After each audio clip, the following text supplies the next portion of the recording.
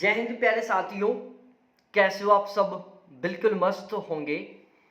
You Victor classes YouTube channel पर आप सभी का बहुत बहुत स्वागत है।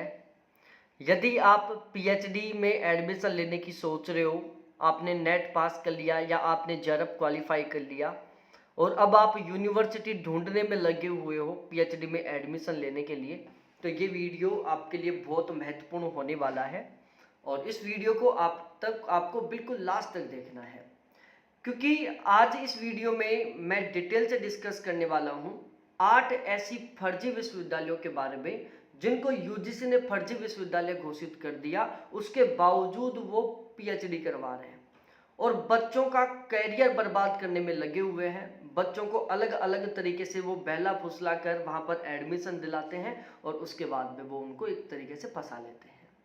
तो मैं यहाँ पर आपको बताने वाला हूँ दिल्ली के 8 ऐसे विश्वविद्यालयों के बारे में जिनको यूजीसी ने फर्जी घोषित कर दिया, उसके बावजूद वो पीएचडी करवा रहे हैं।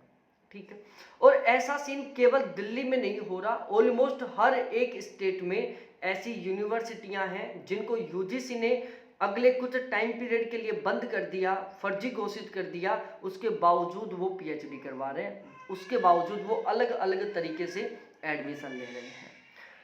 तो यदि आप पीएचडी करने की सोच रहे हो तो एक बार आप जिस यूनिवर्सिटी में एडमिशन लेने की सोच रहे हो तो उस यूनिवर्सिटी के बारे में आपको अच्छे तरीके से जान लेना चाहिए कि हम जिस यूनिवर्सिटी में पीएचडी में एडमिशन लेने की सोच रहे हैं वो सही है या गलत है।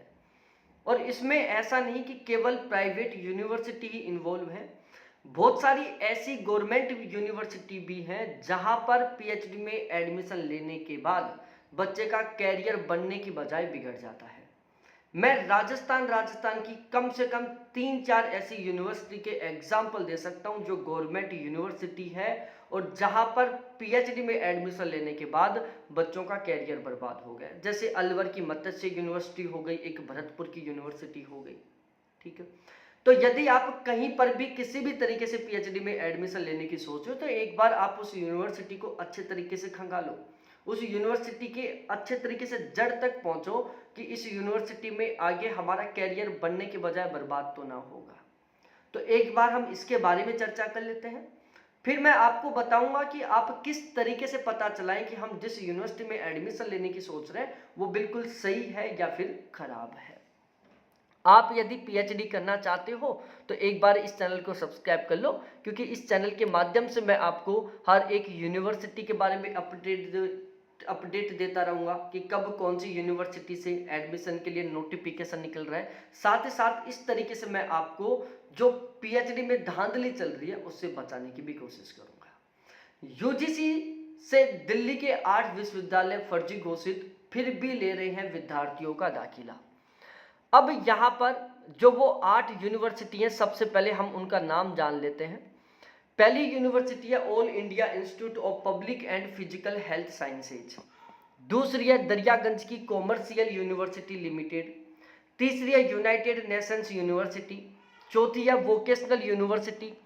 पांचवा है एडीआर सेंट्रिक जुडिशियल यूनिवर्सिटी।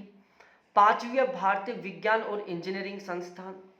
छठी है स्वरोजगार के लिए विश्वकर्मा वोकेशनल यूनिवर्सिटी। सातवीं आध्यात्मिक विश्वविद्यालय। तो ये टोटल कुल मिलाकर वो यूनिवर्सिटी है जिनको यूजीसी ने फर्जी घोषित कर दिया, उसके बावजूद ये पीएचडी करवा रहे हैं। अभी थोड़े दिन पहले दैनिक भास्कर ने टीम बनाकर और इन यूनिवर्सिटियों की ये जो धांधली चल रही है उसकी पोल खोली थी। वैसे यूजीसी को अभी तक भी नहीं पता चला कि ये यूनिवर्सिटी ऐसे भी गलत काम कर रही हैं, लेकिन दैनिक भास्कर को खबर लगी तो दैनिक भास्कर की एक टीम बनी और वो इन यूनिवर्सिटियों की जांच पड़ताल की, तो उनको पता चला कि यूजीसी ने फर्जी घोषित कर रखा है, उसके बावजूद ये यहाँ पर प्रॉपर वे में पीएचडी के लिए एडमिशन ले रहे हैं और बच्चों को गुमराह कर रहे हैं कि यहाँ पर एडमिशन लेने के बाद हम आपको फेलोशिप भी प्रोवाइड करवाएंगे। ठीक है, फीस में ऑफर दे रहे हैं, स्टार्टिंग में कुछ ही अमाउंट ले रहे हैं। पहले आपको 80,000 रुपये बताएंगे, उसके बाद कहेंगे कि आप 10,000 रुपये देके एक बार रजिस्ट्रेशन करवाओ, बाकी फिर आप जिस दिन एंट्रेंस एग्जाम होगा उस दिन 40 दे देना, फिर इंटरव्यू होगा उस दिन 40 दे देना। इस तरीके से आपका एडमिशन हो जाएगा, बाकी की आपकी किस्त बना दी जाएगी। आप चाहो तो महीने वाइज भी दे सकते हो, आप चाहो तो 6 महीने के अकॉर्डिंग भी दे सकते हो। जैसे एक बार आप एडमिशन ले लोगे ना, फिर सब कुछ उनके अंडर है, क्योंकि वहां पर आपने एडमिशन ले लिया, अब आप कहीं दूसरी जगह एडमिशन ले नहीं सकते। अब आप उनके अकॉर्डिंग चलोगे, वो चाहेंगे जैसे आप काम करोगे, ठीक है।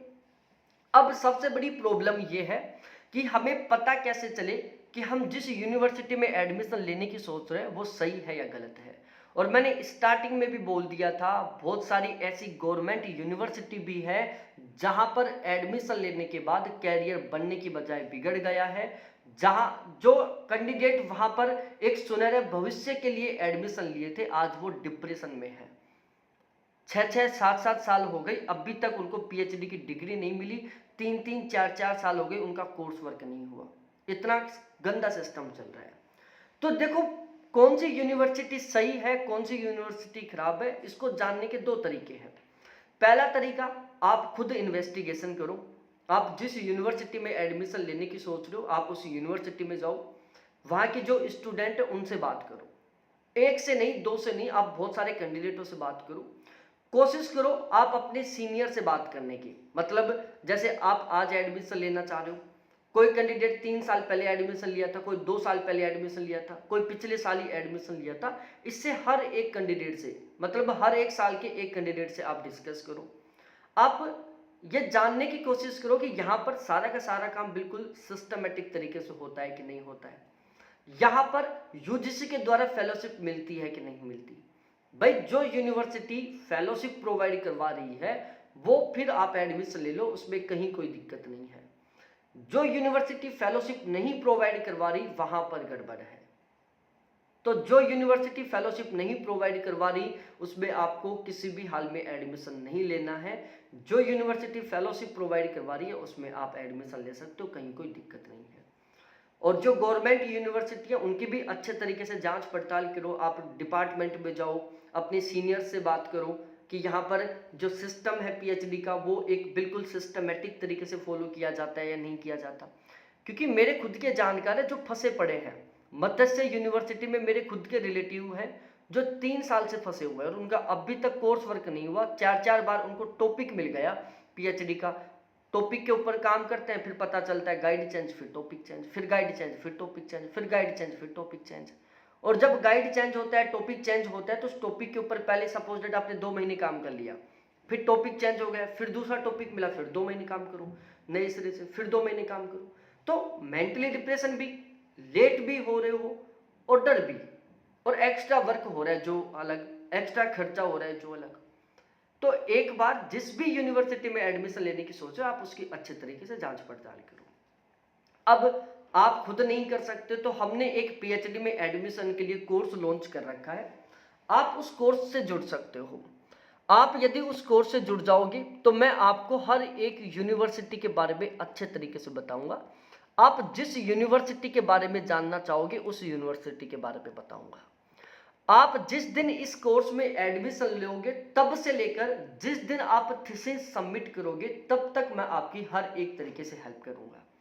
जैसे सबसे पहले मैं आपकी हेल्प करूंगा यूनिवर्सिटी ढूंढने में कि आप कौन सी यूनिवर्सिटी से नोटिफिकेशन निकला है, आपको उस यूनिवर्सिटी में फॉर्म अप्लाई करना चाहिए नहीं करना चाहिए, मतलब आपको यूनिवर्सिटी के बारे में बताऊंगा। फिर उसका जो एडमिशन प्रोसीजर उसमें मैं हेल्प करूंगा। यदि वो रिसर्च प्रपोजल पहले मांगते हैं तो उसको तैयार करवाने में आपकी हेल्प करूंगा।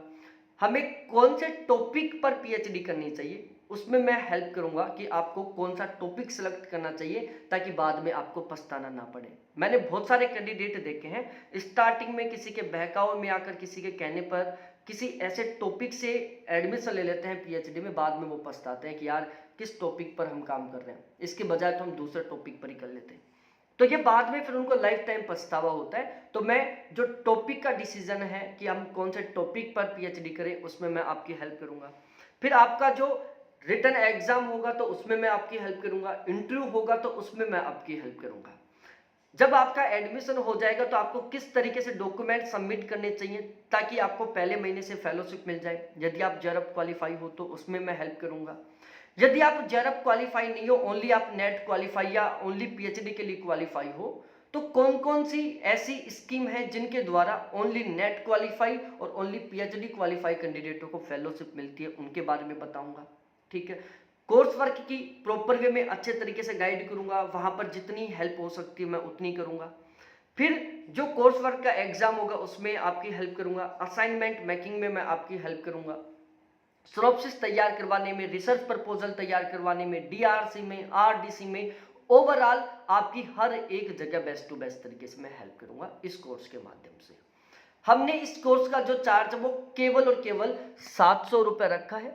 700 रुपये में आपको लाइफ टाइम का एक्सेस मिलने वाला है। जिस दिन आप इस कोर्स में एडमिशन लोगे तब से लेकर जिस दिन आपका थीसिस सबमिट होगा तब तक मैं आपकी हर एक तरीके से हेल्प करूंगा। अब मेरी आप लोगों से हाथ जोड़कर रिक्वेस्ट है, कुछ लोग हैं जो वैसे ही कॉल कर लेते हैं, तो भाई मेरे पास थोड़ी सी समय की समस्या है, आप खुद भी समझ सकते हो। तो यदि आप इंटरेस्टेड हैं ये 700 रुपये का कोर्स लेने के लिए, तो आप मेरे को व्हाट्सएप पर मैसेज करें, कॉल करें। आप चाहो तो डायरेक्टली पे करके भी स्क्रीनशॉट भेज सकते हैं और मैं आपको कोर्स में ऐड कर दूंगा। उसके बाद आपकी जो भी हेल्प होगी वो मैं हर हेल्प करूंगा और वो भी बहुत ही सही ढंग से। यहाँ पर मैं आपको जो भी जानकारी दूंगा बिल्कुल 100% ऑथेंटिक होगी, यूजीसी की गाइडलाइन के अकॉर्डिंग होगी। ओवरऑल एक शब्द कहना चाहूंगा, लाइफ में कभी पछतावा नहीं होगा किसी भी चीज को लेकर यदि आप ये कोर्स ज्वाइन करोगे तो। पीएचडी से रिलेटेड कहीं पर किसी तरीके से प्रॉब्लम नहीं आएगी, किसी तरीके से कोई डाउट नहीं होगा।